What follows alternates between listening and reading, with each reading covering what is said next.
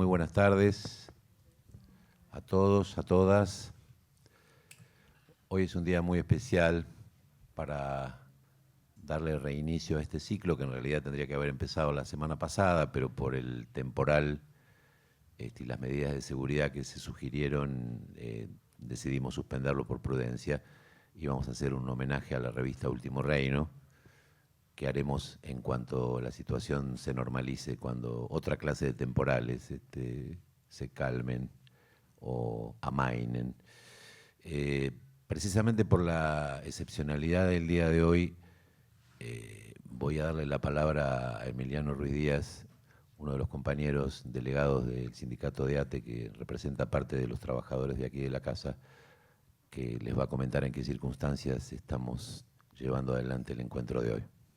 Como dice el compañero Guillermo Saavedra, estamos en un día muy complejo, porque en el conjunto del Estado Nacional va a haber una enorme cantidad de despidos como política de desguace del actual gobierno. En ese marco, la Biblioteca Nacional no va a estar exenta y estamos a la espera en este momento mismo de una cantidad de notificaciones que oscilan entre 120 y 140 según las informaciones. Así que hasta recién estábamos hablando qué hacer con esta actividad y creímos que lo mejor era sostener el espacio, pero no dejar de denunciar que se conozca lo que está sucediendo, no tanto para los que estamos acá todos los días, sino para ustedes que se han acercado a esta charla, a este ciclo, que la verdad que es uno de los más lindos que se han construido en los últimos años en la Biblioteca Nacional, responsabilidad del compañero Guillermo Saavedra, Roxana Artal y su sector. Así que simplemente decir esas palabras, pedirles la solidaridad, el apoyo. También calculo que ustedes también estarán bajo amenaza en sus sectores de trabajo. Y si no les toca, quizás les pueda tocar. Así que de esta nadie se salva solo. Tenemos que trabajar en conjunto. Y si me permiten, puedo leer un comunicado que sacamos desde el gremio para el día de hoy, muy cortito, para que quede asentado y después, bueno, continúan con la charla y quiero destacar la valentía de la mesa y de Guillermo de llevar adelante esto, sabiendo que era un momento muy difícil, sabiendo que muchos de los que estamos acá probablemente podamos recibir una notificación negativa que termine con nuestro trabajo. Nosotros amamos la Biblioteca Nacional, es nuestra casa de trabajo, estamos orgullosos y creemos que todo lo que está pasando es terriblemente injusto y vamos a dar la pelea. Vamos a dar la pelea por la reincorporación, por abrir una mesa de negociación que nos permita reincorporar a nuestros compañeros y compañeras que sean despedidas, así que estén atentos y atentas a las redes sociales y a las convocatorias que hagamos, porque la idea es poder hacer algún tipo de intervención para construir esa fuerza que nos permita revertir esta situación que nos toca vivir. Y Leo, Guille, ¿te parece? Sí. Brevemente. Disculpen. La Biblioteca Nacional se respeta, acá no sobran trabajadores. A poco más de 100 días de iniciado el gobierno de Javier Milei, el conjunto de la clase trabajadora está sufriendo un brutal ajuste que implica una abrumadora transferencia de ingresos en beneficio de las minorías empresarias. Esto ha redundado en una espiral inflacionaria, con paritarias bajo amenaza, por debajo del índice de precios y con la reciente noticia de un techo fijado donde la pregonada libertad desaparece. Este combo, sumado a la liberación de tarifas de servicios, la licuación de jubilaciones, los aumentos de transporte, la suspensión de la obra pública, el reparto de alimentos y medicamentos a los sectores más necesitados y el retaseo de los fondos coparticipables a las universidades nacionales y el conjunto de las provincias configuran un cuadro de desastre social inocultable. Los decretazos inconstitucionales y las leyes antilaborales son hasta ahora el fallido instrumento con el que un gobierno desquiciado y negacionista pretende legitimar su miseria planificada.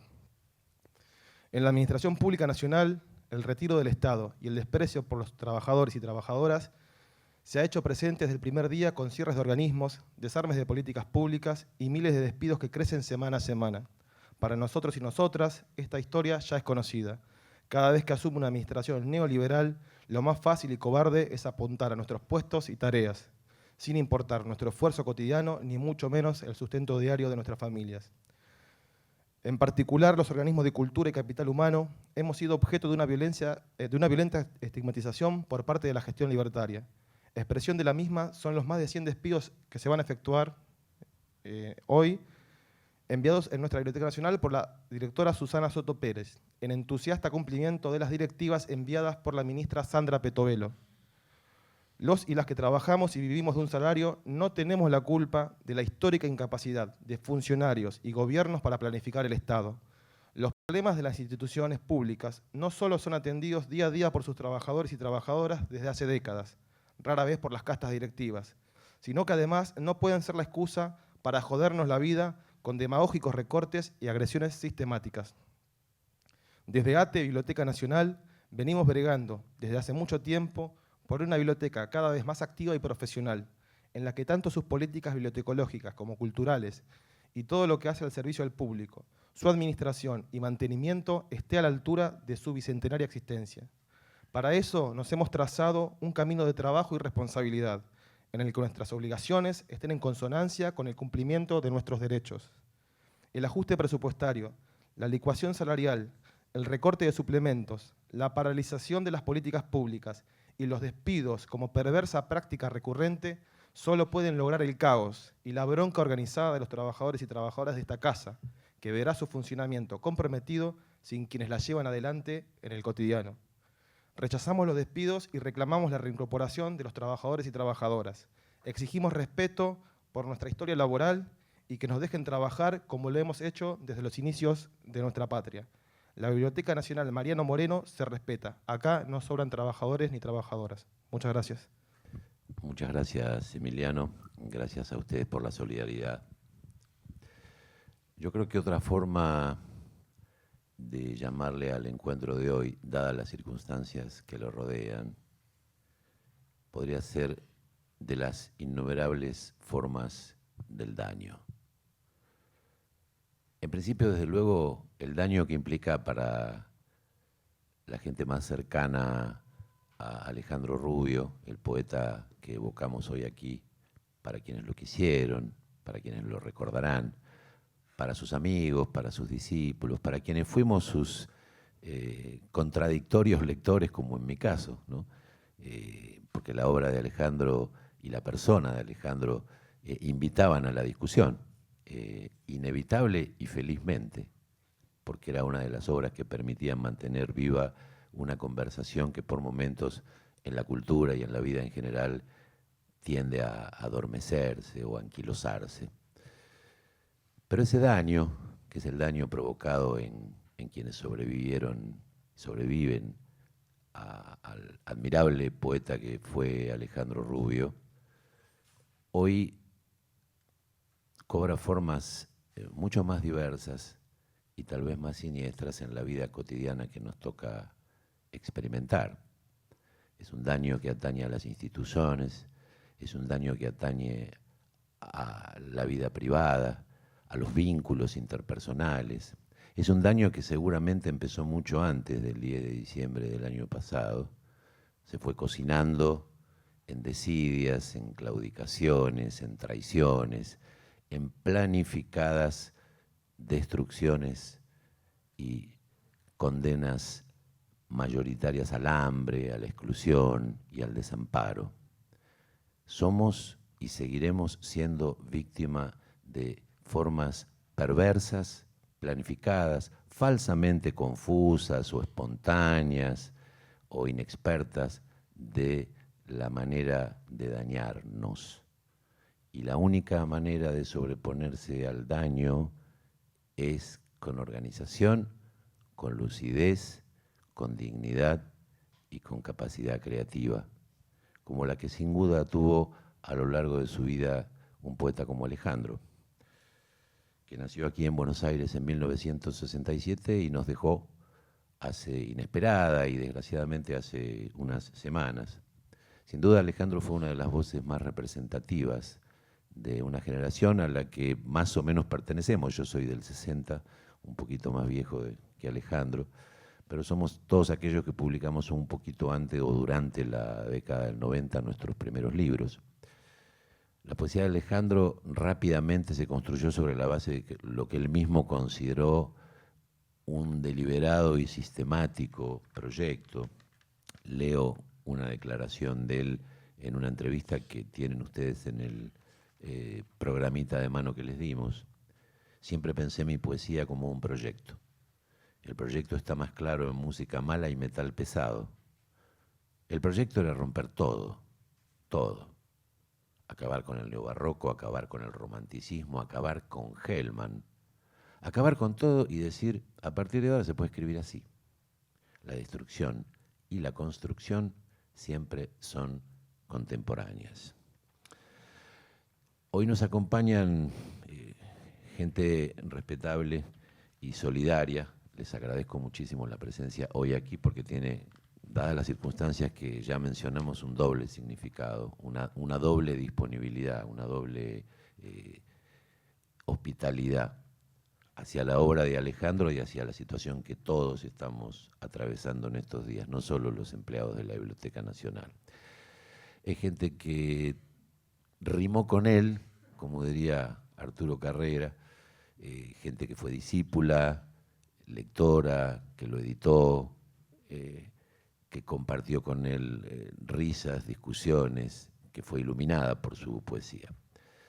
Así que voy a dejarles a ellos la palabra mucho más autorizada que la mía.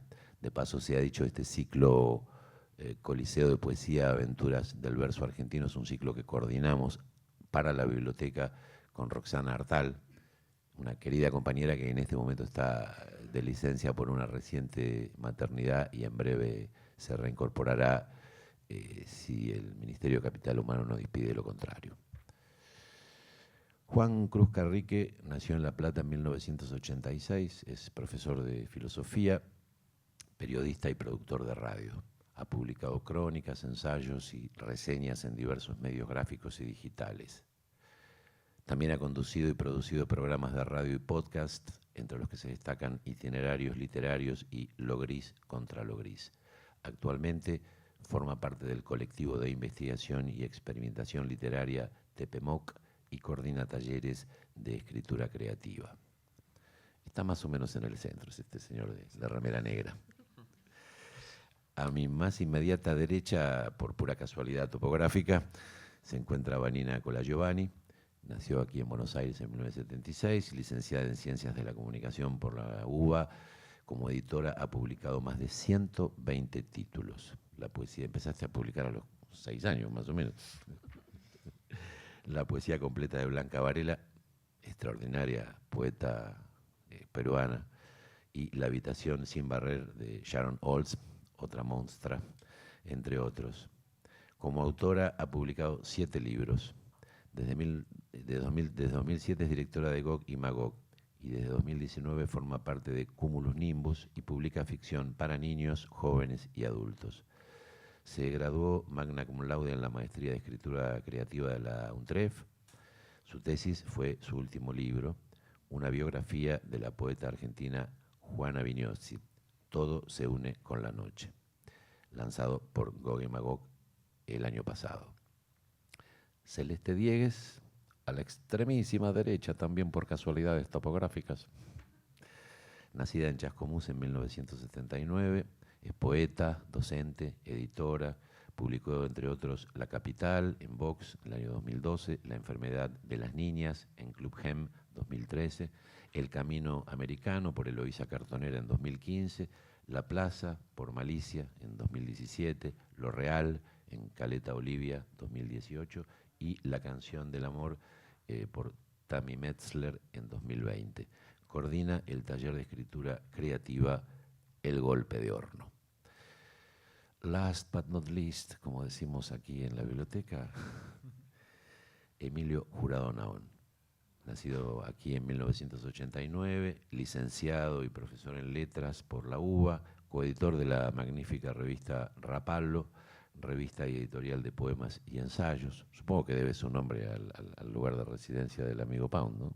Es una hipótesis. Una hipótesis. Ah, bueno, prefiero mantenerlo en el misterio, está bien, me parece correcto. No vamos a simplificar, ¿no?, la riqueza semántica de un topónimo. Además, ¿no?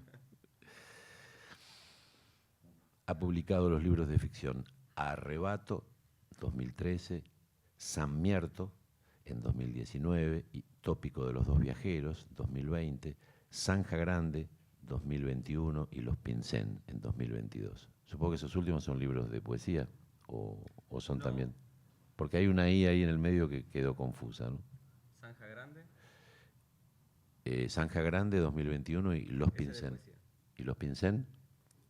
No sabemos. No se sabe. Está, Quedó ahí en el límite. como diría el compañero Osvaldo Lamborghini, los géneros están rasgados, Exacto. dejémonos de bromar. Muy bien. Coordina talleres de escritura y colabora con reseñas y ensayos críticos en publicaciones culturales. Bueno, en el orden que quieran, les propongo comenzar. Vamos a ir conversando, intercalando seguramente apreciaciones, evocaciones personales, anécdotas, reflexiones, sin duda, será lo más importante de la obra de Alejandro. Al final, cada uno de nosotros va a leer un texto que ha elegido previamente de Alejandro y le vamos a dar la palabra al propio Alejandro al final para que desde un video se despida con un poema que leyó en el Festival de Rosario hace ya unos cuantos años. Bueno, muchas gracias, Guillermo, y a Roxana que no está acá, pero le quiero agradecer también por esta invitación. Es muy emocionante estar acá. Y antes de comenzar, quiero expresar mi solidaridad con los compañeros trabajadores de la biblioteca que están pasando por este momento tan difícil como muchos de nosotros. La verdad que no tenía pensado leer algo, prefería hablar abiertamente, pero se impuso el texto, así que, bueno, espero que me disculpen por mi lectura. Es un texto en honor a Alejandro que se llama El recuerdo oro. Alejandro Valentín Rubio nació el 11 de febrero de 1967 y murió el 14 de febrero de este año en el Hospital Vélez Sarsfield, después de casi 2 semanas de internación, a causa de una enfermedad pulmonar muy avanzada. Pasó apenas 1 mes y medio de su muerte. Seguimos de duelo. Alejandro fue el poeta que dividió las aguas en mi vida. Sé que lo fue también para muchas personas que están hoy acá. El tipo que me enseñó a leer y en gran medida a pensar, cuando creía contar con esas habilidades después de 25 años de educación formal. Para quienes apostamos por el lenguaje, para quienes creemos que las palabras tienen un valor, que por supuesto no es el valor del mercado, acá se pone en juego lo más querido. Nos conocimos en el invierno de 2017, hace 7 años. Un amigo me avisó que el tal Alejandro Rubio, el mejor poeta argentino vivo, dijo mi amigo, iba a dar un taller en La Sede, un centro cultural multidisciplinar de Villa Crespo. Por ese entonces yo había leído La Garchofa Esmeralda, pero ni un poema de Rubio. Aquella primera reunión fue para hablar sobre el poeta mexicano Gerardo Denis. Era un único encuentro, abierto y gratuito, que servía como antesala de lo que sería un taller de 3 meses sobre poesía de los 90. Éramos solo 3 participantes, además de Alejandro. Quedé impresionado por su inteligencia, por la precisión en cada comentario, por su voz, por la cantidad de cigarrillos que fumaba. En mi recuerdo, ese mismo día nos hicimos amigos. A partir de ese momento comenzó una saga de talleres que organizó Alejandro y que se extendió por 2 años. El primero sobre la tendencia materialista en la poesía de los 90. Leíamos a Casas, Helder, Prieto, Gambarota. El segundo sobre el lado oscuro de los 90. Leíamos, por ejemplo, Camaleón de Selva Di Pasquale y Oreja Tomada de Manuel Alemián. El tercero, y el que tuvo mayor repercusión, sobre los hermanos Lamborghini. Recuerdo que los jueves la terraza de La Sede se llenaba de gente y de olor a tabaco. El cuarto sobre la prosa de Lebrero y Gandolfo. El quinto, trunco desde el inicio, sobre poesía chilena. Durante esos 2 años, Alejandro preparó cada clase con extrema minuciosidad. Llegaba desde Caseros cargado de libros y se volvía siempre con alguno más que compraba ahí mismo. Nos hablaba de Pound, de Eliot, William Carlos William, de la relación entre inspiración y método, del lirismo y el patetismo, de la prosodia, la eufonía y la cacofonía, del primer y el último verso, de las imágenes, los sonidos y los silencios, de las historias y de la historia, de la métrica y el corte. Todo mientras fumaba un cigarrillo tras otro. Nosotros le hacíamos preguntas y él respondía, casi nunca dudaba. Por ejemplo, cuando Lucía, compañera desde la primera hora, le preguntó cuál era para él la mejor poesía. La mejor poesía es aquella cuyas imágenes son insólitas, pero a la vez necesarias. Esa amistad, que para mí comenzó aquella noche de julio de 2017 en la sede, duró hasta el último aliento. Y desde ahí es de donde quiero hablar. Quiero dejar dicha una amistad. Quiero recordar a un amigo muy querido y no exaltar o canonizar al gran poeta. En fin, quiero tomarme en serio la palabra evocación. No hablar sobre él o no hablar solo sobre él, sino que él hable a través nuestro. Quiero volver sobre su potencia verbal, sobre el implacable uso que hacía de las palabras y los silencios, sobre su sensibilidad y su ternura. Dicen de Rubio que ejerció el malditismo en vida y obra. Dicen de Rubio que era un jodido, que le gustaba pelear con el que se le pusiera enfrente. Dicen de Rubio que era un lobo solitario, un antisocial. Vislumbré alguno de esos rasgos, pero el Alejandro Rubio que yo conocí fue, ante todo, un tipo concernido por sus amigos, afectuoso y de una generosidad inmensa. Uno de esos tipos que dan todo, que se guardan nada, porque no esperan nada. Uno de esos tipos que viven en la pura inmanencia de la vida.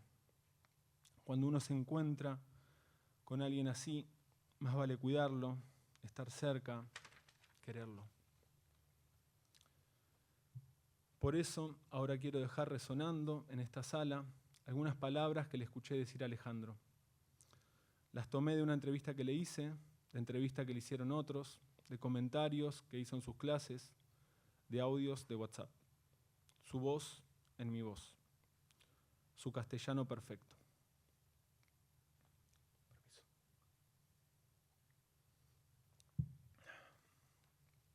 Soy un poeta peronista porque soy un poeta faccioso. El poeta faccioso es un mafioso, es un sectario, es un fanático. No quiere conciliar, no quiere sumar poder, quiere simplemente sentar un punto. Una vez sentado el punto, puede ser destruido sin ninguna pérdida para la cultura o para la sociedad. A los 12 años decidí ser escritor. Cuando mi viejo me hizo la pregunta seria, ¿qué vas a hacer cuando seas grande? Le dije, quiero ser escritor. Te vas a morir de hambre. No se equivocó. No tengo una posición, no tengo una carrera literaria. Nunca me interesó demasiado tenerla. Y como no me interesó, no la busqué. No hice la rosca necesaria. No hablé con los que tenía que hablar. No escribí lo que tenía que escribir. Por lo tanto, no la tengo. Yo había leído algo de poesía entre los 13 y los 19. Había leído a Baudelaire, a Rimbaud, algo de Lautréamont, algo de Artaud, algo de Ginsberg, algo de Leroy Jones, y más adelante leí a Eliot, a Leónidas Lamborghini.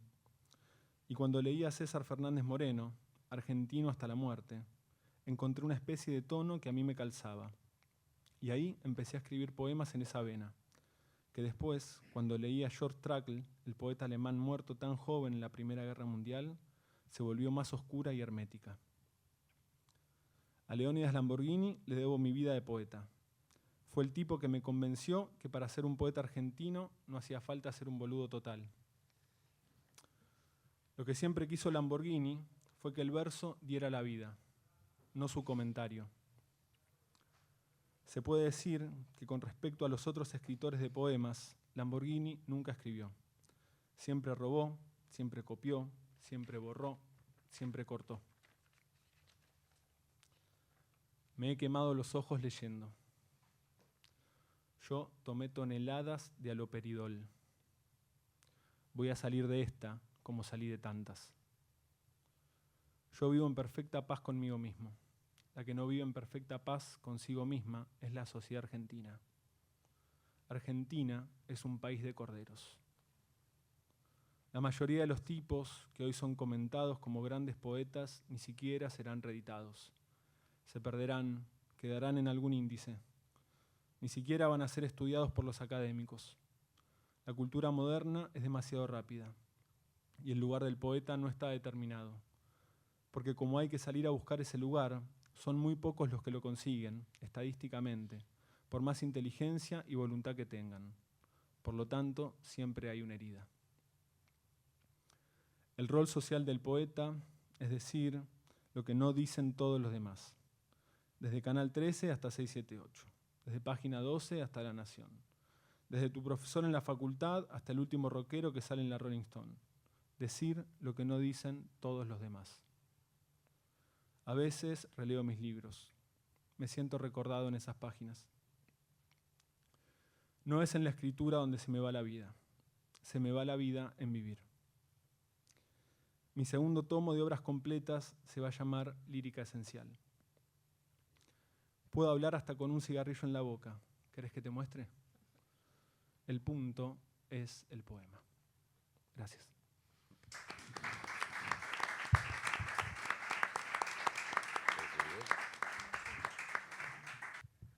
Hola, bueno, yo también quería solidarizarme con los compañeros de la Biblioteca Nacional y decirles que también yo trabajo en cultura, en la Secretaría, ex ministerio, y también estamos en la misma situación, angustiante y bueno, sádica, que nos van diciendo información a cuentagotas y que no se sabe nada.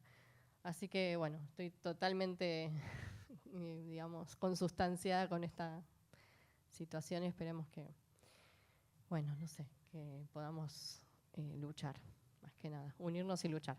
Y creo que además justo que Alejandro sea el poeta que estamos recordando, es como un poeta peronista y además un poeta así que siempre, bueno, para mí es un gran poeta de la realidad argentina, ¿no? O sea, de la historia argentina, la va recorriendo en sus poemas y bueno, es como impresionante que volvemos a pasar por los mismos escollos, ¿no? El neoliberalismo. Bueno, yo me noté unas cositas, en realidad quiero hacer como un recorrido de lo que fue Alejandro como poeta y como persona para mí, que bueno, soy parte de Gog y Magog, que es la editorial que editó su Poesía Reunida y que antes había editado 2 títulos, digamos, individuales. Y yo lo conocí hace 23 años, estaba haciendo la cuenta cuando te escuchaba vos, era muy joven. Y sí, yo tenía, no sé, 24, una cosa así. Y lo conocí porque Juana Vignosi, que es la poeta a la que a mí me hizo, lo que para vos fue Alejandro, para mí fue Juana, fue como la que me iluminó y dijo, por acá tenés que ir. Yo la había conocido en Barcelona, que me fui de viaje de mochilera y había conseguido el teléfono de Juana y ella me recibió, estuvimos 3 horas hablando y a partir de ahí se generó un vínculo que cada vez que ella venía a Buenos Aires la veía y me invitaba a todo lo que hacía. Y una de esas invitaciones fue al Rojas, al primer piso del Rojas, donde se hacía La Voz del Erizo, y la entrevistaban y era una lectura. Y ahí estaban todos los poetas que Juana me dijo, vos tenés que conocer a este, tenés que conocer, y uno era Ale.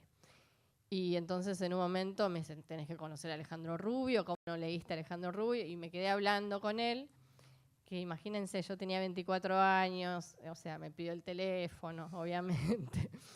Yo vivía con mis amigas en ese momento, me había mudado, y bueno, era la época que no había celular, ¿no? Dejábamos en un cuadernito los mensajes y era, te llamó el poeta Alejandro Rubio, y dejaba el teléfono.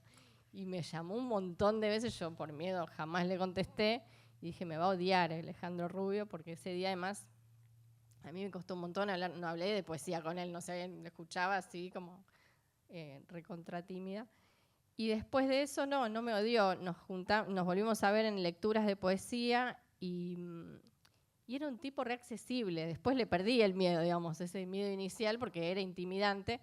Y él venía a todas las lecturas de Gog y Magog y nos leía, además, y nos hacía devoluciones, que eso no era tan frecuente. Él me dijo una de las cosas que lo recuerdo porque que más me halagó, que cuando yo saqué mi primer libro, que era Traveling, que salió en 2004, hace unos años después, él venía a todas las presentaciones, a las lecturas, y me dijo cosas sobre los poemas que le habían gustado, y me dijo, bueno, y estamos esperando el segundo. Me dijo una cosa así, yo me quedé como muy feliz. Y después ya, el siguiente recuerdo que tengo es muy rubio.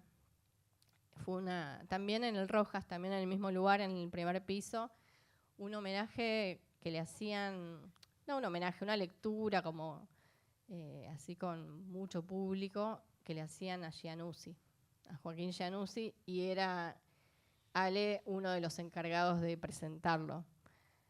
Y empezó con una diatriba, porque ese era su estilo. Entonces empezó a decir, bueno, Giannuzzi es desparejo, es un poeta desparejo, y yo veía las caras del público que se empezaban a transformar, y él siguió, y obviamente en algún momento venía el momento que decía, pero yo lo leo, es un gran poeta, pero nunca lo dejaron terminar, porque empezaron que se calle, que hable el poeta, y todos estábamos así en el público. Me acuerdo que estaba Santiago Liach también, y en un momento nos mirábamos así, y bueno, y dejó de hablar Alejandro, y entonces ahí Giannuzzi lo salvó, porque Giannuzzi sabía.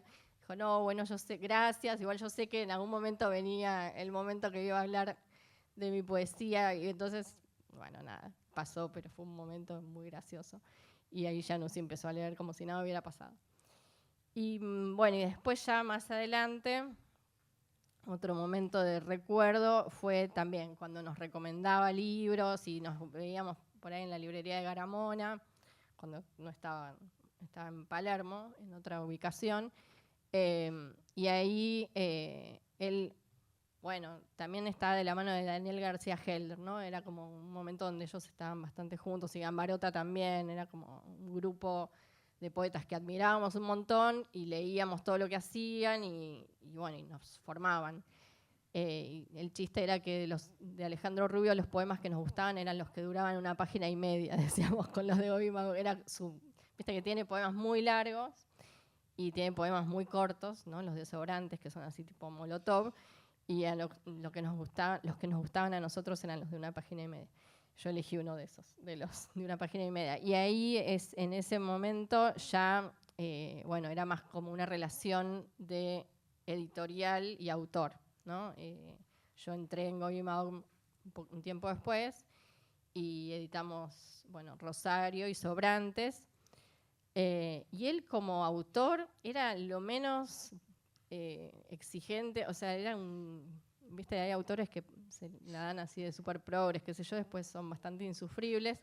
Era todo lo contrario, la tapa le encantaba, todo estaba bien, como nada, un placer. Y además le reponía el cuerpo al libro, o sea, leía, también eso pasa a veces que uno como editor necesita que el autor le ponga un poco acompañe el libro, y él lo recontracía y estaba buenísimo. O sea, quiero decir, venía a las presentaciones, bueno, era como su escena también, ¿no? Su lugar de vínculo social. Yo lo vi en miles de lecturas que él no leía, quiero decir, venía como público a miles de cosas. Y siempre tenía algo como muy afectuoso, ¿no? Como de que te vi, ¿cómo andás? Tenía algo así como recontra cálido. Y con La enfermedad mental, que esta es la segunda edición, la primera, bueno, es un libro grande, ¿no? O sea, tiene todos sus textos de poesía hasta un punto. Después él siguió editó de hecho en Mansalva, bueno, editó en Club Gem, editó en otros lugares, pero esto es como todo lo que no se conseguía, que había un montón de títulos que estaban recontragotados. Y bueno, y también se había agotado, y en todas las ferias venía siempre clásico 1 o 2 que me decían, ¿y el de Rubio? Y yo, no, está agotado. Que es horrible. Para un editor decir que un libro está agotado es como lo peor, como hay una errata y está agotado, digamos. Son las dos pesadillas. Hay un error en el libro y está agotado. Y bueno, siempre me pasaba, pero tenía que juntar el dinero para editarlo, y en este momento de la Argentina editar un libro de estas dimensiones no estaba fácil. Y con Ale ahí ya no lo veía tanto, porque creo que él, bueno, estaba un poco más retirado, me parece, o no coincidíamos quizás en los eventos, pero sí nos escribíamos mail, y entonces me decía, ¿cuándo tenés idea de que se puede sacar de nuevo el libro? Y ahí lo vi en 2023, que fue la última vez que lo vi, en un evento que organizó Gustavo López de Vox, y que era como volver a los 2000, porque estaba Casas, Durán, estaba Rubio, estaban todos, era como una cosa medio revival. Y lo vi re bien físicamente, porque eso también pasaba. Cuando lo veía sale después de un tiempo, como que te podías encontrar, digamos, o sea, a veces estaba re mal de salud, a veces lo veías mejor.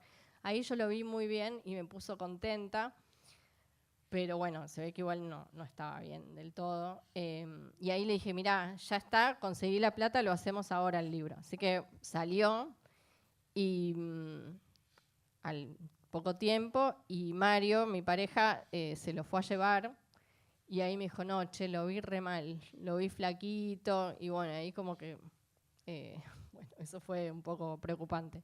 Y al poco tiempo, a los meses, nos enteramos, bueno, en el verano que estaba internado y todo. Y bueno, y después de su muerte, que también fue como algo esperado pero inesperado, ¿no? O sea, como que sabíamos que tenía obviamente el problema respiratorio, pero bueno, no sé por qué yo pensé que iba a zafar. Y bueno, y ahí ese fue uno de los recuerdos, digamos, de los últimos, ¿no? De poder por lo menos tener el libro que está en circulación, que era algo que yo sentía que, bueno, que le debía y que quería hacer, pero que a la vez, bueno, no tenía en un momento las condiciones económicas, y bueno, se pudo hacer, él lo recibió, le gustó, y hoy lo tenemos, o sea, el libro está distribuido y se lo puede encontrar. Que eso me siento por lo menos bien de haberlo podido hacer. Después, en relación a su poesía, quiero decir algo corto para dar paso a los demás compañeros, pero algo que a mí siempre me pareció. Bueno, en el libro este, de hecho, hay ensayos sobre, que uno es de Anita Mazzoni, que está acá, y otro es de Daniel García Helder. Bueno, hay ensayos sobre su obra, que está bueno, porque bueno, van recorriendo también los distintos momentos. Pero dos cosas que quiero decir sobre su poesía. Una, para mí es el gran poeta político argentino, como que tiene algo que no es fácil de lograr, y es que es una poesía ideológica, o sea, y política, que no hay tantos poetas en los que uno encuentre esa potencia, y a la vez no es algo como los poetas políticos, qué sé yo, que uno puede hablar de los años 60, que ya no los podemos leer de la misma manera hoy, como que de algún modo envejecieron, ¿no? O sea, no tienen una cosa que quedó totalmente asociado al momento histórico y que leídos en otro contexto no funcionan de la misma manera. En cambio, Alejandro no, creo que tiene algo como una fortaleza y a la vez mucho cuidado del lenguaje. O sea, no es una poesía política torpe como hay otras, sino que tiene como un gran modo de llegar con eso que está diciendo. Porque hay mucho humor, hay mucho doble sentido, bueno, ya van a ver en los poemas que leamos. Y eso creo que le da mucha fuerza. Y por otro, el segundo elemento es su aparente simplicidad. O sea, lo puede leer cualquier persona que no lee poesía y va a encontrar algo y le va a llegar. Yo hacía mucho esa prueba en las ferias, cuando íbamos a ferias y vendíamos libros, y a veces te dicen, bueno, no sé, ¿me recomendás algo? Entonces yo les daba algún poema de esos bomba de Alejandro, y en general siempre producía un efecto, digamos, como que no otros poetas es más difícil elegir un poema y que tan fácil a un lector que quizás desprevenido no lee poesía le diga algo. Con Alejandro no fallaba. Hay algo ahí de esa capacidad de transmisión y de aparente sencillez de que no lo es, ¿no? Pero tiene como una llegada muy rápida a los lectores. Bueno, así que esos son un poco los recuerdos que quería traer de él, y bueno, gracias.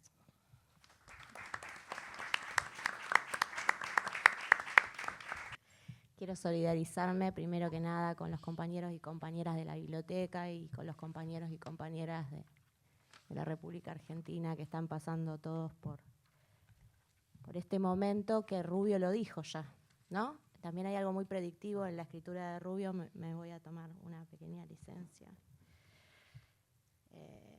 Hay un poema de Música Mala que se llama La Información, que ninguno lo eligió para leer por el quizá por lo que genera, ¿no? Como para no ser agüero, pero no lo voy a leer completo, solo es gente como nosotros esperando la noticia. Entonces termina diciendo, bueno, jueves 8, la ley no salió, media ciudad respira aliviada, la otra mitad se pincha el ojo al tratar de ensartar otro bocado de carne. Sábado 6 o sábado 7, el nene ya gatea, resistimos con la última tira de munición, tengo miedo que corten la luz, bajen el martillo y el anuncio llegue en forma de aullido, del lechón desangrado hasta donde estoy, con la mochila a los pies, el bebé a la espalda, mordiendo comida fría. Es del 97, ¿no? Música mala, ¿estoy bien? Sí, sí. Estoy muy triste porque perdí a mi amigo, perdimos a un amigo muy querido y es muy reciente. Estuve toda la semana lloriqueando porque estuve escuchando audios. La voz de Ale es la voz de Ale, ¿no? Es como que está ahí de repente y, bueno, está acá también. Pero me parece que en la coyuntura de esta lectura es importante decir que Alejandro Rubio, es el poeta del malestar. Es un poeta del malestar. Entonces es un poeta ideal para que nos acompañe, para que nos haga enojar, para que nos cargue las pilas también en estos momentos. Es un poeta político, es un poeta peronista, pero es el poeta más crítico del peronismo. O sea, nosotros con Ale los últimos años teníamos como un proyecto en el que yo le hacía preguntas y él me contestaba en audios de WhatsApp y con eso pasábamos los días, nos entreteníamos a la distancia, ¿no? Después de la pandemia, durante la pandemia y después de la pandemia, que él quedó medio guardado y estábamos lejos, entonces como que teníamos ese ida y vuelta y yo le iba dejando preguntas y él me iba contestando. Y desgrabé esta semana algunos audios, los que me interesaban para compartir con ustedes. Y él dice algo que también trae Juan, ¿no? Que era una preocupación. Yo voy a tomar dos cositas nada más de acá. Que dice, sí, me defino como peronista. En cuanto a la relación entre cualquier cosa o ideología que esté por afuera del texto poético en sí mismo, mi poesía no es peronista. Creo que en muchos poemas demuestro que soy peronista, pero en otros no. No creo que la poesía se deba subordinar a la ideología de ningún partido político. Es más, está para decir lo que las ideologías no dicen y los discursos públicos todavía ocultan. Y eso incluye a toda la política, no solo el peronismo. Incluye a la política, a la televisión, a los medios, a las redes, a la educación, a todo. Si la poesía aún tiene un lugar para aportar, ese es el de la disidencia constante.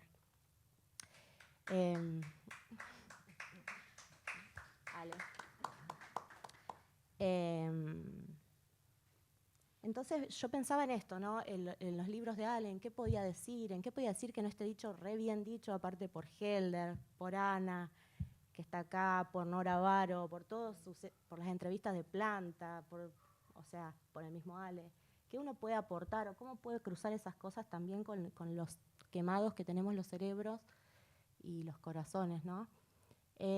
Y tomando algo que él me decía de sus lecturas, que también lo retoma Juan, ¿no? Y Lamborghini, ¿no? Y decía, toda la obra de Leonidas Lamborghini que había llegado a mis manos, todo lo que pudo llegar a sus manos lo leyó, para los 80s, 90s, ¿no? Te diría que Música Mala es un intento de hacer una Las Patas en la Fuente, pero con otro fondo cultural que el que tenía Leonidas en 1956, 1965 creo que es, pero... Te diría eso para sacar un titular así, medio grasa, pero lo podrías poner, ¿no? Él quería hacer un Las Patas en la Fuente, pero en los años 90, o sea, y tomando en cuenta lo que él dice y sus libros que leemos, o sea, era complejo, era un problema complejo el que se planteaba en ese gobierno menemista, un gobierno peronista. Y para mí, Ale es profundamente peronista porque él nunca se le corrió su objeto de fascinación y de trabajo, que eran ciertos personajes que eso es lo que me hace pensar cuando habla de Las Patas en la Fuente. No solo Leonidas, él agarra ese 17 de octubre, esas patas en la fuente, y los personajes de Música Mala son ese actor social después de dictaduras, 3 dictaduras, gobiernos, peronistas o no peronistas, y que ya no están en las calles. ¿no? Pensemos que faltaba todavía para el 2001, digamos. Entonces no están en las calles, están adentro de sus casas, en vulnerabilidad total o pasividad, como dicen algunos de sus críticos, ¿no? Esperando, recibiendo noticias por la tele, y hay hambre. En música mala hay hambre, ¿no? En el del 99, que es metal pesado, también, es más todavía, 99, ¿no? Entonces, ¿él qué está haciendo? Él está trabajando con lo que no dicen los discursos oficiales. Él está trabajando con todo el sobrante del 1 a 1, está trabajando con lo que no era pizza y champán, con lo que no era Miami, ¿no? Con todo el costo, con todo el pueblo que era el costo de esa fiesta. Y para mí ese fue su material de trabajo. Él lo dice en los audios, lo dice en las entrevistas. Todo lo que hizo fue para poder pulir sus herramientas formales, para poder escribir poemas sobre esas personas, que eran lo que a él le interesaba. Y que me parece que es también el actor social de este movimiento político, que es el peronismo, ¿no? Aunque a veces nos olvidemos, se olvide el mismo movimiento. Entonces me parece también que en el presente que estamos viviendo, y en los últimos libros de Rubio, ¿no? Incluso en los gobiernos kirchneristas, pienso, y en el macrismo, él estuvo todo el tiempo trabajando con la disidencia, incluso de su partido afín, digamos. Él estaba buscando lo vacante, el incerticio, lo que estaba por fuera de esos relatos más o menos hegemónicos, más o menos románticos, amorosos, de inclusión, digamos. Él tenía como esa facilidad para buscar el error, lo faltante, que me parece que, bueno, que es el rol de la poesía para él, coincido, y es algo muy difícil también, como decía Vanina, ¿no? Ser un poeta político, pero nunca un poeta político de la clase A, sino de la clase B.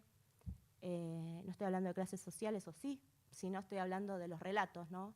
Y la violencia de Rubio, porque todo esto lo hacía de una manera muy particular, jamás con pasión, nunca generar el patos, el patetismo, la ternura, jamás calmar la culpa pequeña burguesa, la culpa clase media por los pobres. Al contrario, esa violencia que ejercía sobre esos personajes con una destreza y una técnica formal muy sofisticada, y eso también era el contraste, ¿no? Él podía hacer lo que quería con la lengua. Él decía, yo lo único que sé hacer es escribir. Bueno, yo le agregaría pensar, mirar, escuchar, conversar, ¿no? Pero que es parte de lo mismo también. Entonces esa destreza puesta al servicio de no olvidar lo que está pasando. Entonces en vez de ese patos compasivo, digamos, que pueden despertar otros poemas políticos quizá, otras opciones estéticas, me parece que lo que venía a despertar en sus lectores era incomodidad, era malestar, era ir a ver la sombra también, lo que estaba a un costado, lo que no se estaba viendo incluso en los relatos de los momentos más felices, ¿no? Políticamente hablando, como sociedad. ¿Para quién, no? Entonces me parece que en Rubio hay respuestas, y hubo todo el tiempo respuestas a cosas como las que hoy nos suceden. Entonces me parece que eso es lo que quiero decir.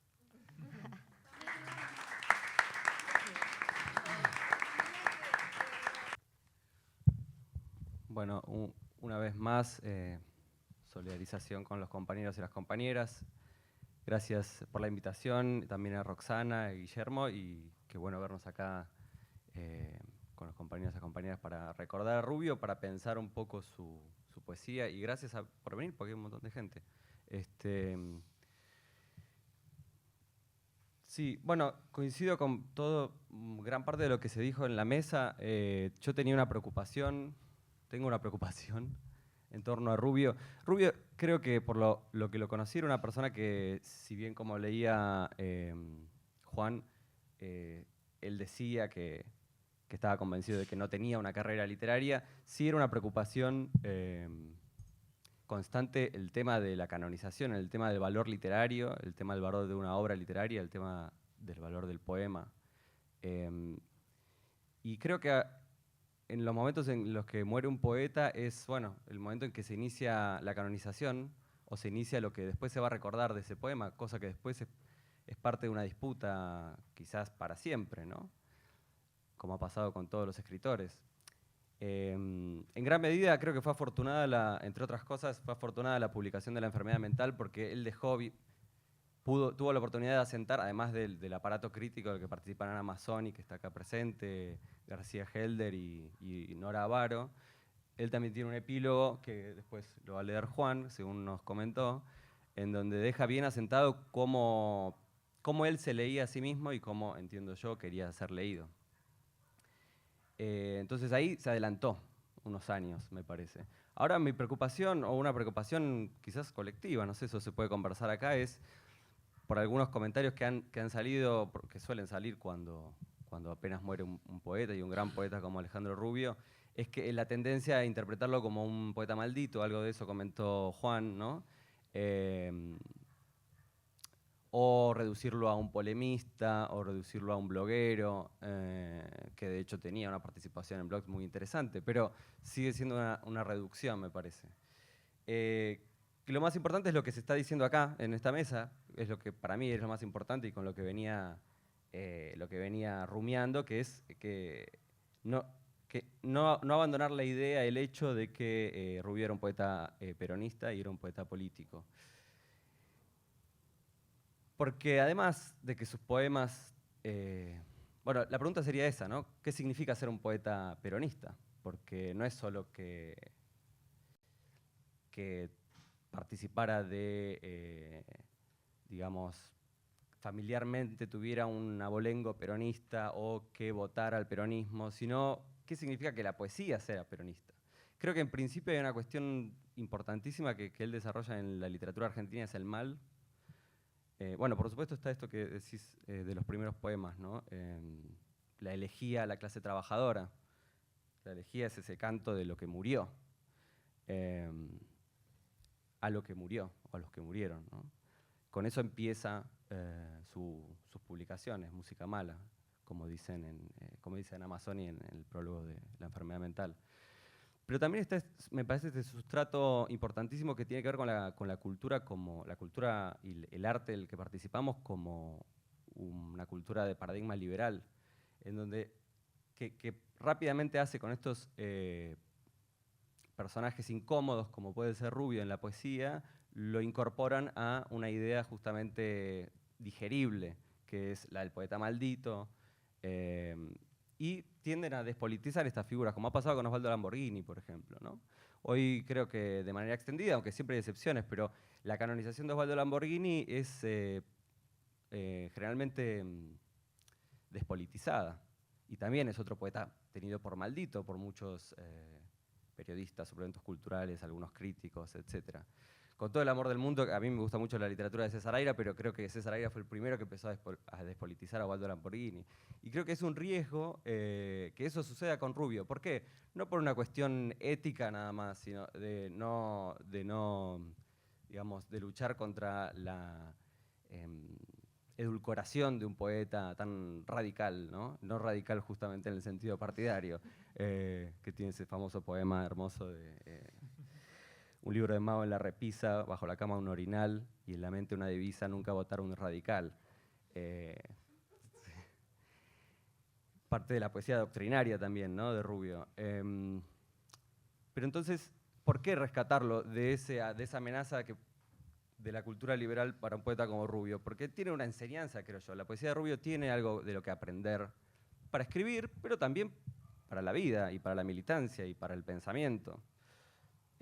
Suscribo mucho esto que decía Vanina de que la claridad y lo prístino de su escritura permitía también ser muy popular, como digamos, una poesía popular que podía ser entendida por cualquiera, incluso aunque no tuvieras las capas y capas de lecturas que él tenía de literatura argentina y universal, de lo cual después voy a ahondar, pero que tenía además una lectura, una opinión y un análisis de situación de todo eso que había leído y seguía leyendo. Entonces, no hace falta compartir todas esas lecturas, toda esa biblioteca con Rubio para entender sus poemas. Y eso lo he comprobado con amigos que, por ejemplo, lo leían desde el lado, por ser peronistas, o sea, los cautivaba por la cultura peronista y entraban de esa manera a partir de Rubio en la poesía contemporánea. Creo que uno de los grandes valores de la poesía de Rubio es justamente ese análisis de situación. Sus poemas son consecuencia de un análisis de situación, son parte de un constante análisis de situación de la realidad y de los conflictos sociales. Por eso también sus libros son distintos, porque él pensaba no solo la situación social, el contexto social, sino cómo había que escribir, qué forma debía cobrar ese poema, qué tipo de verso tenía que hacer. Por ejemplo, en la entrevista que le hacen en Planta a Ana Mazzoni y Violeta Kesselman y Damián Celsi, que se llama Hacia la justicia, Alejandro Rubio hacia la justicia. En un momento él dice, bueno, le preguntan por novela elegíaca en 4 tomos, tomo primero, ¿no? Porque después no salieron los otros tomos, porque después explica por qué. Que ahí él abandonaba el verso como lo había trabajado en Música Mala y en Metal Pesado, para trabajar como cada verso como un sintagma del cual el lector pudiera decir esto es verdadero o esto es falso, ¿no? De Perón solo quedan fotos, son falsas. Y así todo el primer poema de ese libro, que consta de 12 poemas. Y quizás lo que él decía tenía que ver con que era el momento de dejar las cosas en claro, digamos. Pero además,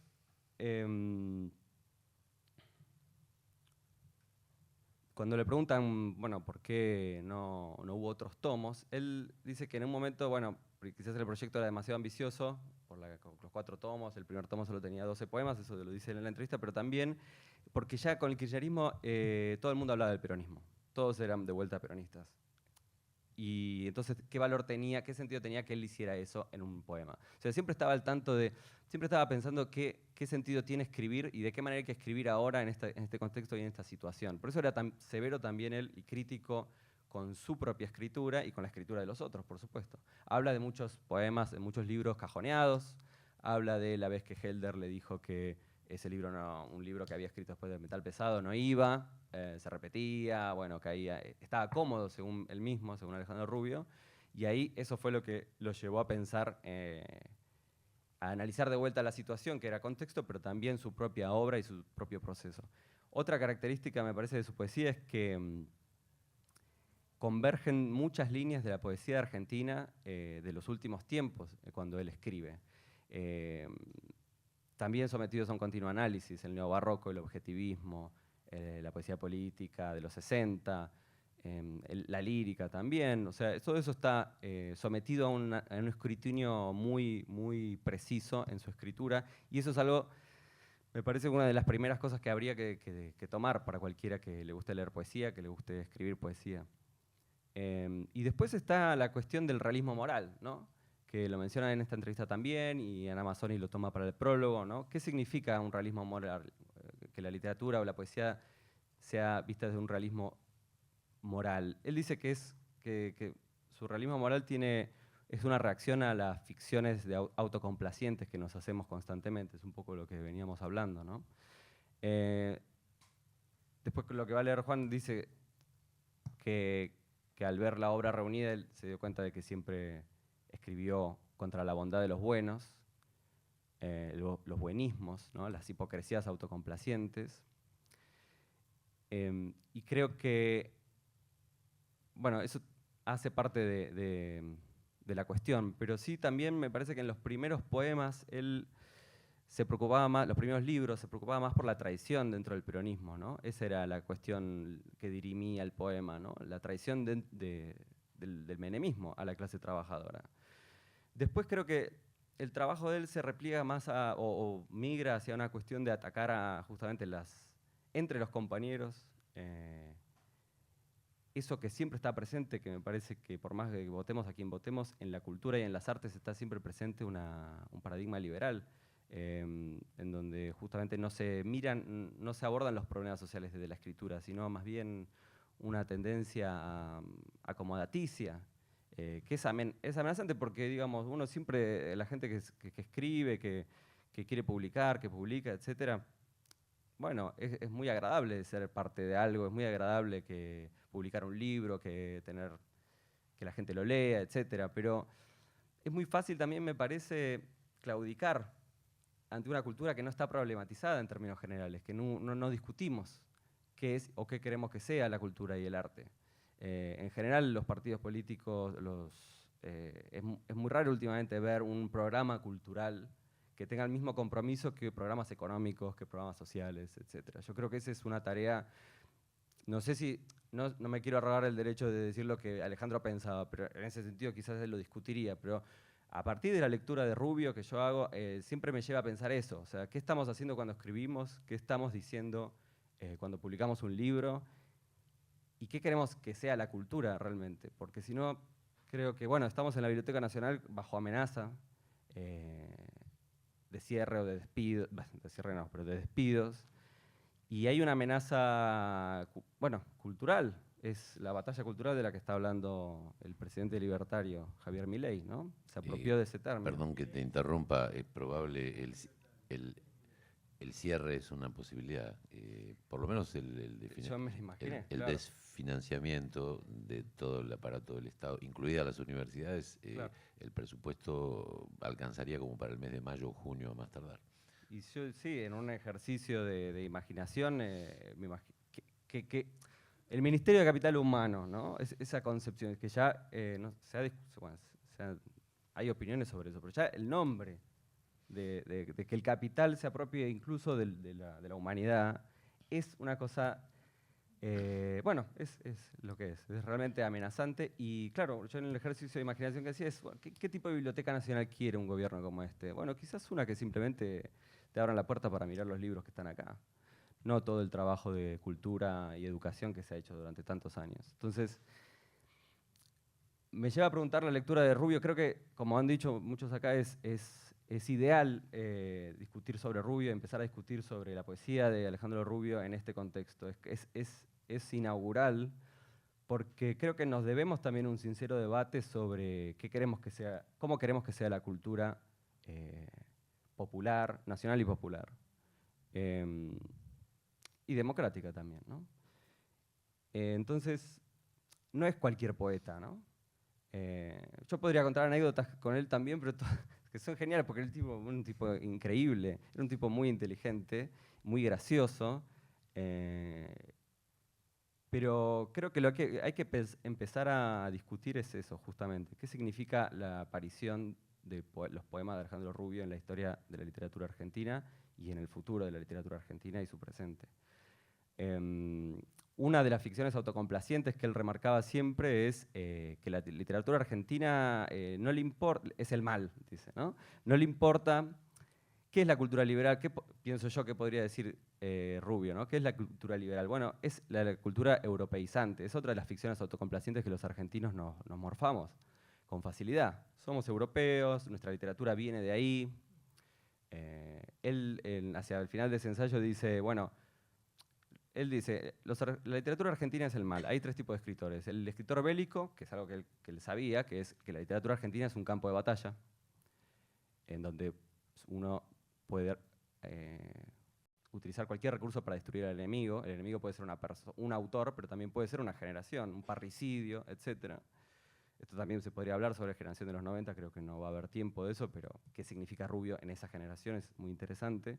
Otro tipo de escritor es el coprófago, tipo Osvaldo Lamborghini también, el que se come la mierda, pero también la pone sobre la mesa, toda esa cosa horrible que había que mostrar, la cosa horrible de la realidad, lo podrido, como su autobiografía podrida. Y por último, el falsario, el falsificador, habla de arte, etc. De arte a través de Piglia, ¿no? Pero justamente lo interesante que dice, bueno, Saer falsificó el Nouveau Roman francés y lo hizo, pero con tanto éxito que hoy lo leemos a Saer y nos parece mejor que el Nouveau Roman. O sea, el billete falso vale más que el original. Cuando habla de Osvaldo de Leónidas Lamborghini en su autobiografía podrida, dice, bueno, algo parecido, Leónidas conocía esto, decía que era mucho más interesante, o sea, la literatura argentina se valía por sí misma en esa copia y en esa falsificación, ¿no? Y cita el nombre del partido irlandés por la independencia de Irlanda que se llama Sinn Féin, ¿no? Ese es mi programa, dice Alejandro Rubio. Sinn Féin, nosotros solos. No sé si es nosotros solos la traducción correcta o nosotros mismos, pero en definitiva sería eso. La literatura argentina se vale por sí misma, tiene un valor, tiene, como decía de Leónidas Lamborghini, tiene que ser valorada según los parámetros propios, no los europeos.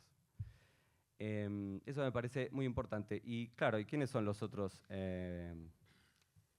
poetas, los otros escritores que no participan de estas tres categorías? Dice él. Bueno, simplemente van a ser malos escritores universales. Bueno, es un poco eso. No sé si quería agregar algo más. Bueno, podría hablar más de lo formal, digamos, de la escritura de él, pero creo que por ahí después de leer un poco los poemas que cada uno preparó... no vamos a tener mucho más no tiempo, tener pero tiempo, no me importa. parece que la lectura de los poemas va a ser la mejor muestra de esos sofisticados aspectos formales. Bueno, muchísimas gracias, Emilio. Gracias a los cuatro, o a las cuatro, como prefieran. El lenguaje inclusive me trae algunos problemas. No sé qué pensaría Alejandro del lenguaje inclusivo. Pero supongo que No sé qué pensaría de esta reunión Sí, tampoco. además. Sí, Estaría sí. en contra, seguro. Sí, seguramente. Estaría- Tendríamos que haber empezado haciendo algo parecido a lo que él hizo a Januzzi, ¿no? Claro, era desparejo Alejandro Claro. Rubio en su poesía.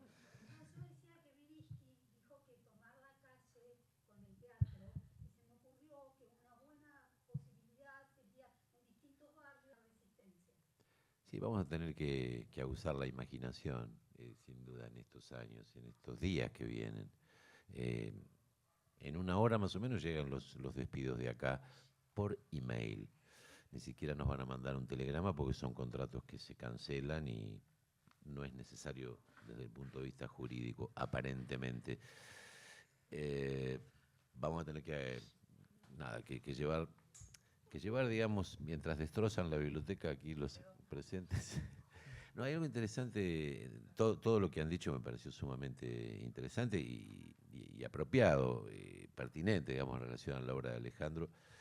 Afortunadamente una obra valiosa no se agota en lo que se pueda decir sobre ella, ¿no? Y hay una única comprobación que es tautológica, que es leerla, digamos. ¿Qué quiere decir Alejandro Rubio en tal poema? Quiere decir lo que está en ese poema, digamos. Empecemos por ahí. Pero algo muy interesante que mencionabas vos, la falsa Cecilia, Celeste,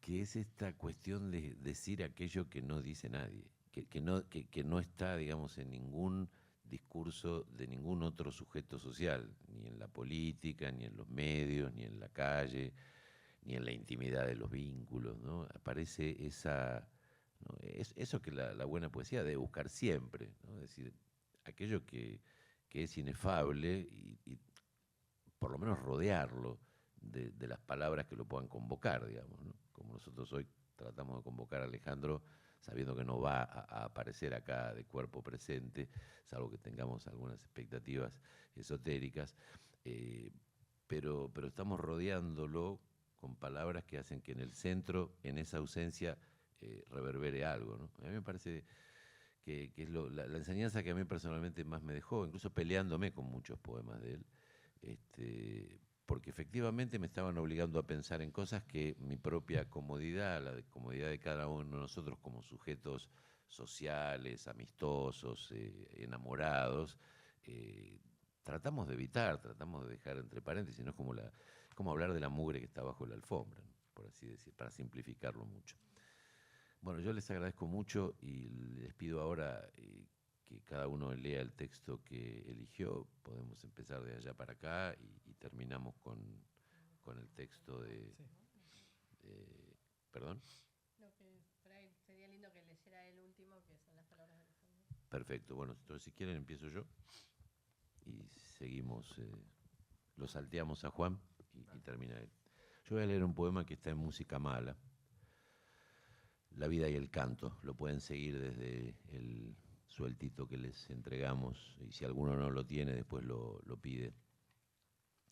Esos, los de antes, decían que sobre todo en la autopista y de noche, las bocas tapiadas, el subte nuevo, algo parecía moverse. Efectivamente se movía. La capital del suroccidente es ahora una grande y hermosa ruina entre pilares de monumentos fachos soviéticos.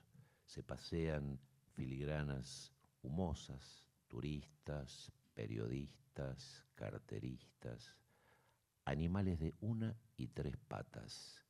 Los rapsodas ciegos se recuestan en vergeles virtuales y chuponean cigarrillos virtuales.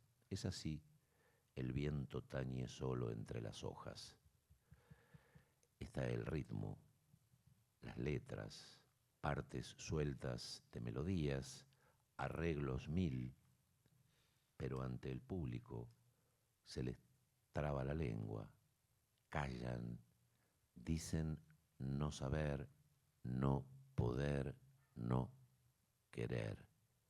Se consuelan con eso de que la historia, émula del tiempo, testigo de lo pasado, ejemplo y aviso de lo porvenir, advertencia. Bueno, yo voy a leer un poema que se llama El Partido Demócrata es una entelequia.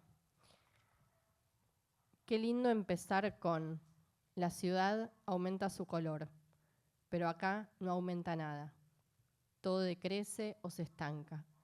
Lloramos lo que decrece y construimos nuestras idiosincrasias en lo que se estanca. De pie frente a la ventana estuve esperando un gesto que se reflejara en el vidrio, una mano alzándose para arreglar el pelo. Siempre te digo que ese acondicionador no sirve. Te odio, emitido sin ningún matiz particular. De pie frente a la ventana, cuando cae la primera gota de verano. Y todos los trabajos y horas muertas de nuestras almas y las almas de los vecinos. Y las de los hijos de los vecinos y sus amigos. Y las familias de los amigos y sus compañeros de trabajo. Y las parejas de estos y sus exparejas, con sus coyundas actuales y su red de relaciones, yacen a mi lado como una caja de mudanza sin abrir. Aquello es el espacio y esto es el tiempo. Y no se puede vivir en la frontera, apenas mirar a ambos lados y pensar con nostalgia en una inmensa bolsa de carne cuyas paredes ceden al tacto como merluza. Pescado, grita uno en la calle, con auténtica furia, convencido, convicto de su convicción. El mismo escudo invisible que tiene el preso, dotado de sensores que le comunican el peligro, y nada más que el peligro, es lo que quise hacerme en condiciones artificiales. Y tu sabotaje, consciente o inconsciente, me llevó a insultar a tu padre, que de todas maneras es un facho, en la mesa de tu hermana, que no deja de ser una careta, en presencia de tu amiga María Marta, que para qué vamos a hablar. Ahora que se cierra la puerta y definitivamente se larga la tormenta, estoy solo con mi discurso, que suena como monedas de 1 peso en una lata.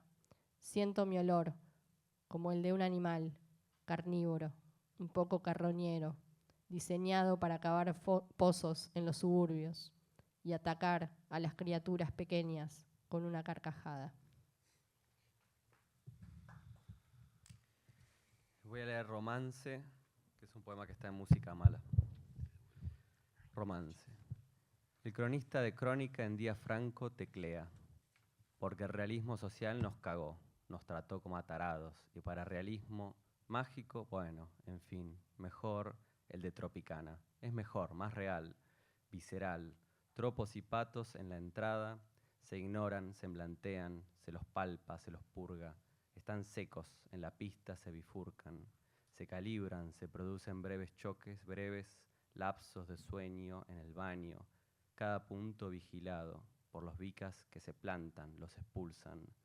En la entrada se fintean, insultan, amenazan, se trenzan, caen, se levantan, caen, patinan, pisan, pedazos de vaso, segmentos sueltos de intestino, pierden, hacen 8s, 7s y 9s, se reviran y refalan en la sangre, entre relumbrones de vidrio verde, botellas rotas, basuras. Después viene la patrulla y limpia.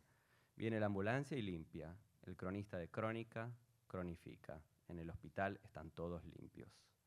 Solo en el café de enfrente bebe sorbitos de café irlandés. Sonríe. Sigue las piernas de la moza, joven. ¿Qué piernas? De una punta a la otra. Del mostrador, de la sala, de a. Sonríe. A la mañana le llega el matutino. Serio, que no dice nada, de nada. Porque es serio. El cronista teclea porque lleva en los oídos la correspondencia de los armónicos, tic-tac, tic-tac, taca-tac, taca-tac, tic-tic, taca-ta, tiki-taca. Titula, Tragedia espantosa en el Tropicana. ¿Hasta cuándo? Cuando en el café de enfrente está solo tomando café y ve a uno con cara de malo, el cronista sabe, de entrada, lo que va a pasar. Se toma café, se habla, se discute. Al final, se corresponde. Son armónicos ambos, tiki-tacas. Correspondemos, dice. 500 ahora, después rediscutimos. Mirando hacia el fondo comprueba la verdad de un preconcepto. Chicas bellas y mustias en todas las barras. Él sonríe, uno sonríe, la moza más joven también sonríe. Es que saben que es mejor, mucho mejor.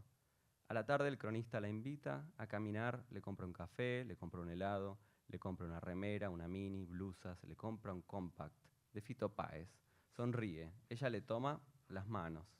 Van a la plaza de la estación a sentarse en un banco limpio, recién pintado, a desmigajar express entre las uñas, a darles de comer a las palomas.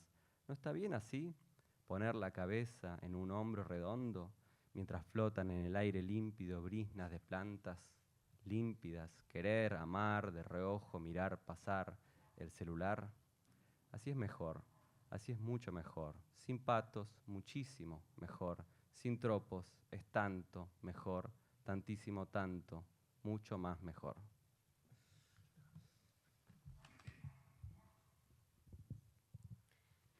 Bueno, yo voy a leer algunos fragmentos de un poema de los largos de Ale, de un libro que se llama Iron Mountain, que es del 2018, es uno de los libros de Ale del macrismo. Y voy a... El título es Los, y voy a tratar de hacer un cover. Los que llevamos la bandera muy hondo en el corazón, soberanía social, independencia política, justicia económica, queremos ver sangre en la pared de tu living. No hablamos de un enchastre, no, ni de baldazos, nada que desborde, nada filmable, una pequeña, minúscula, imperceptible, manchita, al lado de tu litografía de las tirolesas, como vestigio de tu crimen. Los que como dormidos, como dopados, como muertos, aceptamos que se arribara a la presente situación, queremos, no menos que se nos permita un acto de contrición en el último asado de la década.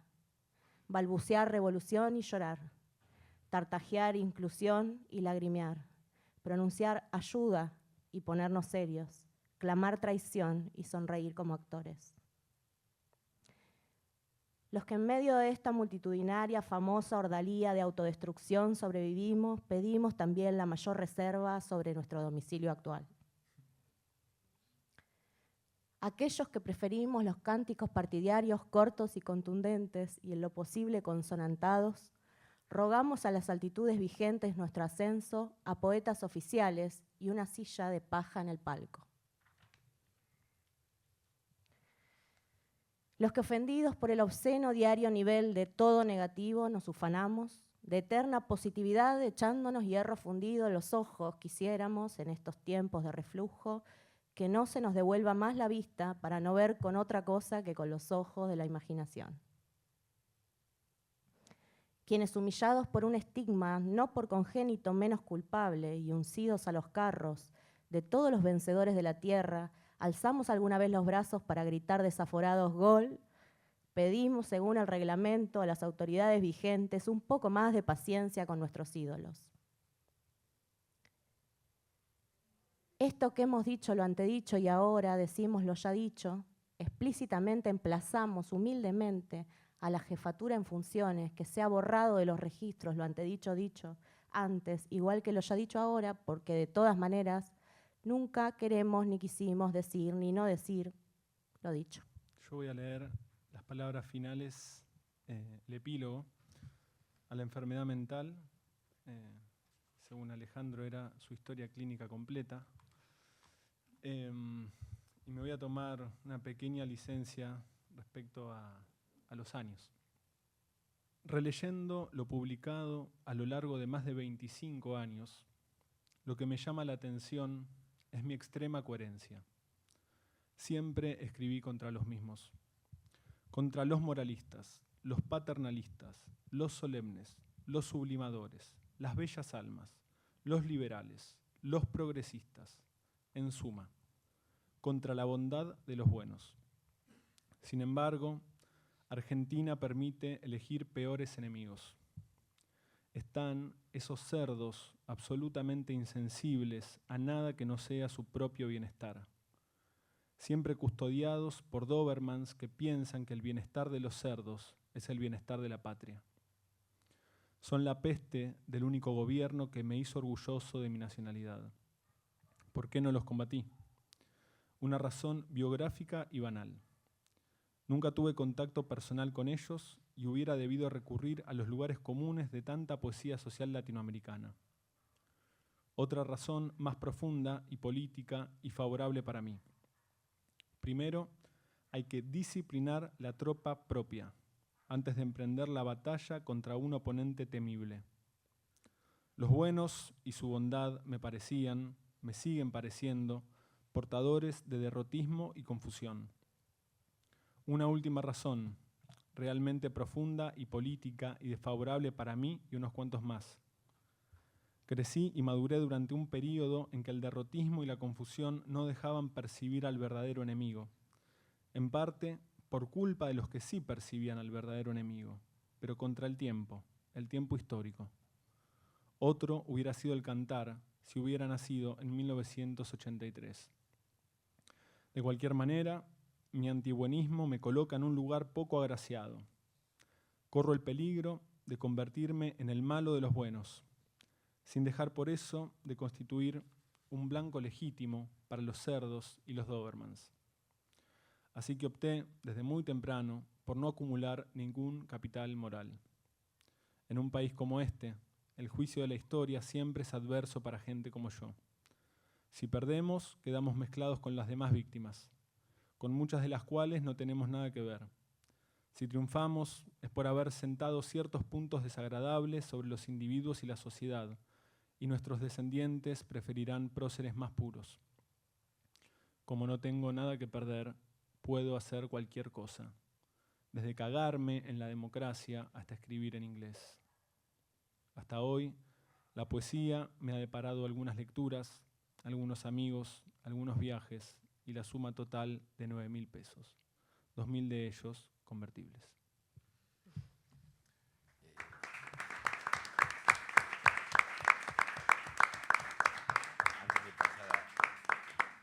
Antes de pasar a la lectura del propio Alejandro en el Festival Internacional de Poesía de Rosario, Celeste, cuando leías de Iron Mountain, ahí un rasgo, varios de ustedes mencionaron la estirpe leónidas lamborghiniana, y hay algo un procedimiento que yo no recordaba que está en Iron Mountain, que es empezar muchos poemas igual, que me hace acordar a Circus, ¿no? En Circus dice, como aquel, que como ese, los que, a veces él cambia, ¿no? El comienzo por el quiénes o aquellos, pero hay como una reiteración en esa especie de formato, ¿no?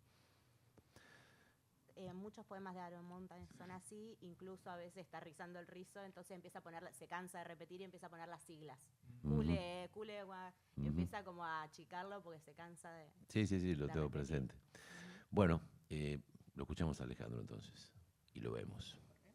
El agua que sale a borbotones de la alcantarilla se lleva hojas y ramitas que la tormenta abatió de los árboles, jóvenes allá, acá altos y apestados.